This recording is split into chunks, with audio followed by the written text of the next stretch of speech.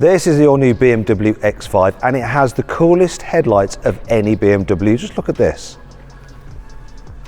Yeah, and it can also do this for people who are too lazy to open doors themselves. Now in this video I'm going to tell you everything you need to know about it because there's so many cool features about this car, and there's something really surprising about which fuel options you can have as well, which you would never imagine would be possible. I'm Matt Watson and you're watching Carwow. The new X5's design follows on from the iX3s and I think it just works better on this bigger vehicle. I absolutely love the new headlight design. It's so cool, isn't it? But the best bit is this. Give us a second. Now, having hazards on is never cool until now. Look at this. I'm actually having to come around to the front to look at it myself again because I like it so much.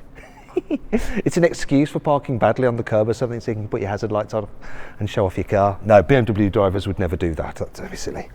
Right, as you can see in the bonnet, you've got like this valley of wealth, that I like to call it. This is obviously a higher spec car because we have quite an aggressive bumper at the front with a lot going on. This is the electric version, the iX5. Moving down the side, alloy wheels are huge. These are 22s, but they go up to 23s. The smallest wheel is 20 inches. As with the iX3, you have these kind of cool seals for the window, so it doesn't really sit so high. It's a bit like they do with the Range Rover actually, and it just makes it look like the bodywork flows into the glass. You have door handles which are a little bit strange, like those on a Ferrari Purosangue, so you just press them like that and then, or maybe you don't. Oh, it does help if you pull it. The sensors in the bottom of the door so that you don't accidentally open it into yourself, and to shut it, you just do that and the electric motor does the job. I'll show you it working properly on the rear door. Listen, there we go. See, move out of the way, because if you go like that, oh, wait a minute, that didn't work, did it? Let's try again. It's awkward. Got BMW people looking at me behind. Watch this, ready? See, it doesn't want to open. No, it will. Oh. Is it supposed to do that? It should stop again. Let's try again. Right, ready, watch this. Doesn't want to open. I've confused it. Right, here we go. Open. I've broken it. Go on, open. Yeah, you need to wait for the soft close. Okay, right, soft close. I think I've broken it. Right, here we go. Open. Shouldn't it stop? You are not in front of the sensor here. Oh. Just the sensor Is in there. So if someone walks where the sensor isn't, they might get hit. So if I go like that. No, it still does it. Will that be fixed for production? It might be. We'll find out when I review the car. Anyway, that door opening feature is an option. What's not an option is this, and I love this feature. Watch this.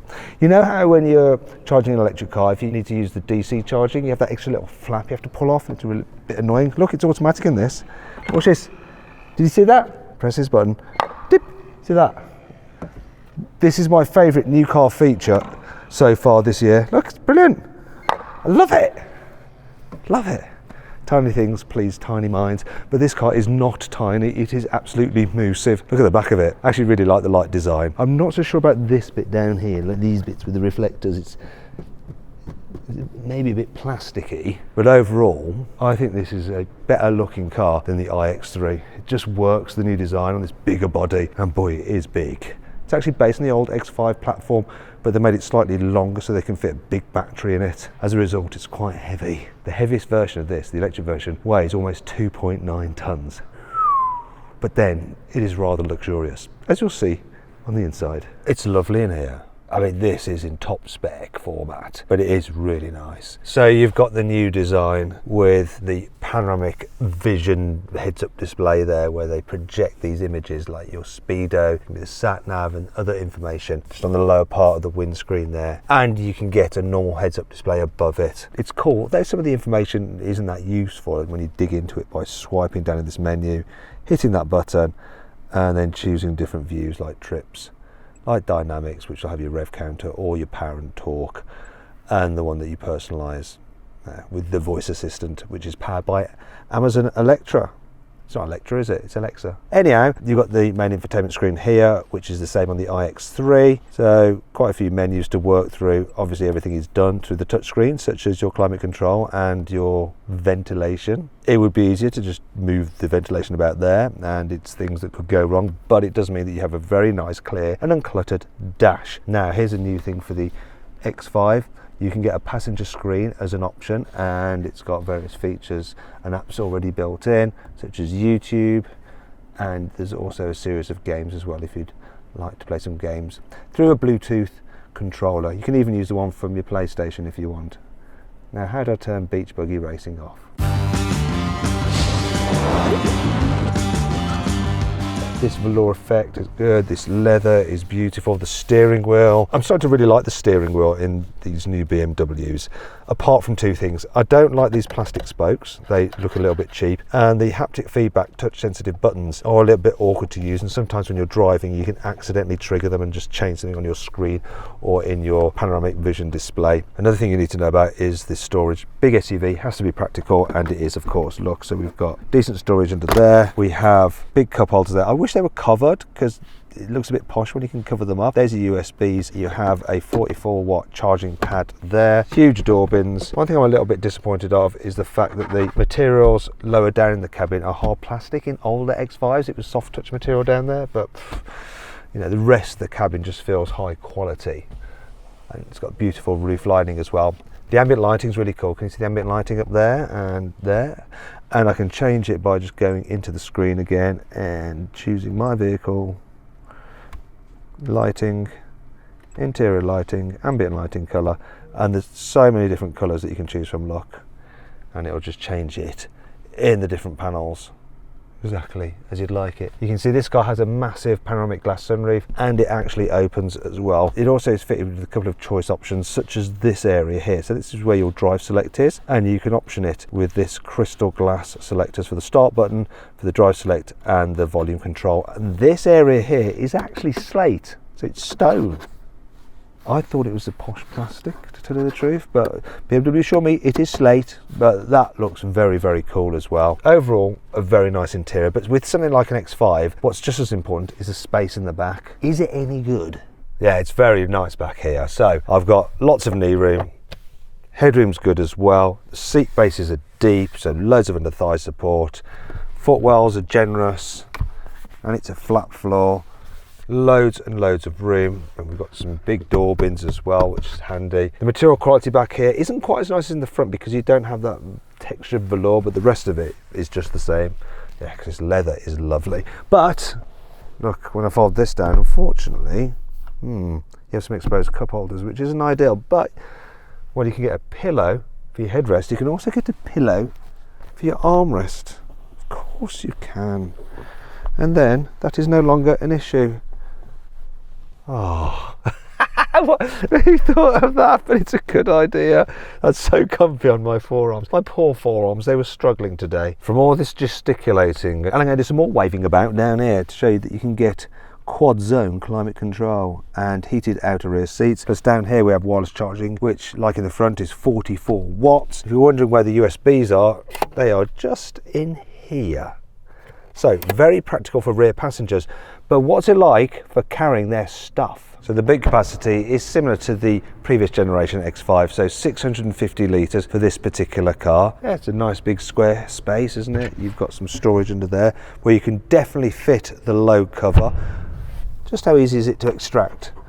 I like an easy to extract load cover, which this clearly is. Nice work BMW, let's just whack it under there. Might as well prove my point. I think it'll probably go this way, won't it?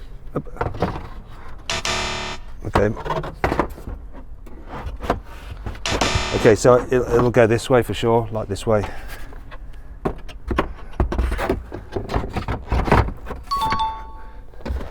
See, told you so. Right, this car is also fitted with a tow bar. But there's a bit of an issue. You see, the towing capacity is slightly less than the outgoing model because it's quite a heavy vehicle. So towing capacity of this electric version is 2,700 kilos. In fact, the maximum towing capacity is 3,300 kilos, so not the full permissible 3,500 kilos, just because the car has got heavier. Anyway, I'm going to put that away so I don't dang my leg on it. Right, to fold down the rear seats, you'd have thought that you could do it from levers in the boot, but you can't. You have to reach in. That's a bit peasanty, isn't it? Oh, you do have, look, three-way folding seats. And there we go. Look, that's the seats folded down. Huge boot space. But the boot space does change depending on which model you go for, because there's a lot of different fuel options for the new X5, including one you probably didn't think would be available. The new BMW X5 uses one platform to give you 5 different fueling options. So there's a traditional petrol there with your fuel tank there, or a diesel with your diesel engine at the front and your fuel tank there, or a plug-in hybrid which has your petrol engine there, an electric motor in the gearbox, your battery there underneath the seats and the fuel tank in the boot, or you have a full-on electric vehicle with a motor at the front, a motor at the rear and your battery pack there underneath the floor. And with this new X5 it's actually got a battery capacity of 140 kilowatt hours, and it does that because instead of having the 95 cells like in the iX3, you have these 120mm Tor cells, so you have more range. And the final option is this: where the battery pack goes on the electric vehicle, you now have a hydrogen tank for this fuel cell hydrogen vehicle. It uses the fuel cell there on the front, which sits on the electric motor, and then at the back you have a little battery pack there which sits on the rear electric motor. So 5 options for fueling. However, not every version will be available in the UK. So to compare exactly which X5 models you'll be able to buy, pause the video now. But is this new BMW X5 good enough to compete with the brand new Audi Q7, which has also just been unveiled? Click on the video window right now to make up your own mind, because the Audi is rather special and I think it may well have BMW licked. But the only way to know is to watch that video. Anyway, if you haven't done so already, subscribe to this channel because I will be reviewing the X5 when it comes out. And as ever, thanks for watching and I'll see you next time.